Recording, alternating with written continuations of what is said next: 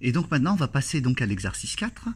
Voilà, donc l'exercice est le suivant. Donc un employé de société de jouets essaie un nouveau train électrique sur un circuit de 6 mètres de longueur. Ce train met 20 secondes pour effectuer un tour de circuit. Calculez en mètres par seconde la vitesse moyenne de ce train. Donc là, c'est très simple, hein.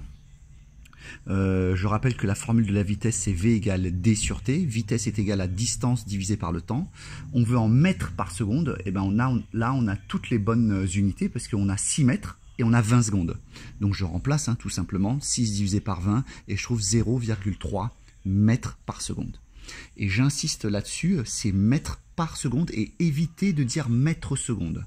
Je préfère que vous disiez mètres par seconde pour faire apparaître en fait cette idée de grandeur quotient où il y a une division. Quand on dit mètres par seconde, c'est qu'il y a une division. D'accord? Si je reviens sur le kilowattheure, on dit kilowattheure. On ne dit pas kilowatt par heure. Kilowattheure, donc là ça implique une grandeur produit. Mètres par seconde, ça implique une grandeur quotient. Donc la petite b, on vous demande donc de convertir ce 0,3 mètres par seconde en kilomètres par heure. Alors, je vais vous donner deux méthodes. Alors, en gros, ça veut dire qu'on doit transformer nos mètres en kilomètres et nos secondes en heures. Première méthode. Donc, désolé pour l'écriture, encore une fois. La première méthode, on va utiliser la formule de la vitesse. Comme on veut des kilomètres par heure, donc toutes nos données, on va les convertir. Donc je rappelle que on avait 6 mètres, donc lui, on doit le convertir en kilomètres. Donc vous faites votre tableau de conversion, d'accord? Et vous trouvez que 6 mètres, c'est 0,006 km. Ça c'est bon. Maintenant on a 20 secondes. D'accord, je rappelle que le train il fait 20 secondes pour parcourir 6 mètres. Pour parcourir 6 mètres, il met 20 secondes. Donc 20 secondes, on va les convertir en heures. Je rappelle que pour passer de secondes en heures, je dois diviser par 3600. Donc je fais 20 divisé par 3600 et je trouve un résultat et qui sera donc en heure décimale. Mais la plupart des élèves, ce que vous avez fait, c'est que vous avez pris votre calculatrice, vous avez fait 20 divisé par 3600 et vous avez donné une valeur approchée à peu près 0,05 je crois de mémoire, un truc comme ça.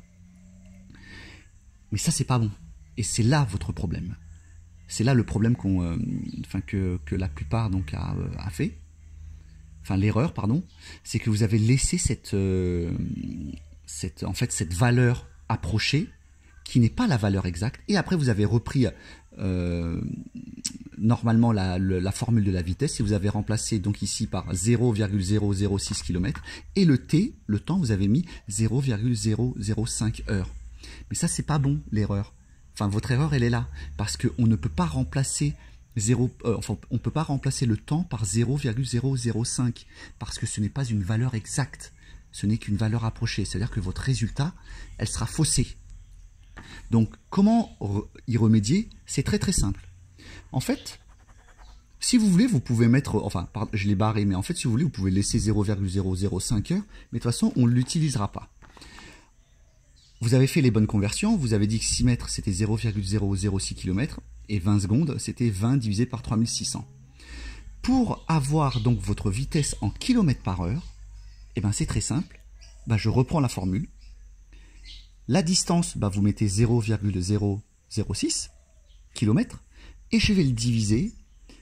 Au lieu de mettre 0,005, en fait, je vais laisser ici, ce calcul-là. 20 divisé par 3600.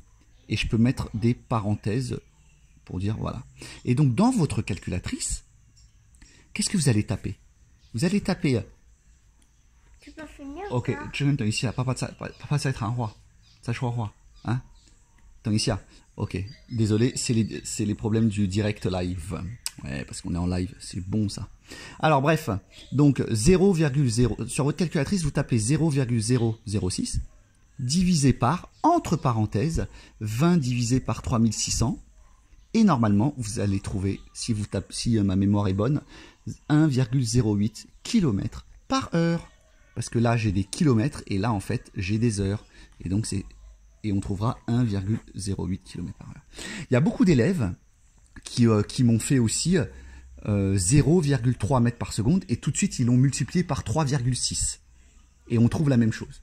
Ça marche, mais il faut comprendre d'où vient ce 3,6. On dirait que vous me le sortez comme soit une recette de cuisine ou que vous avez été aidé et c'est très bien, il n'y a pas de souci.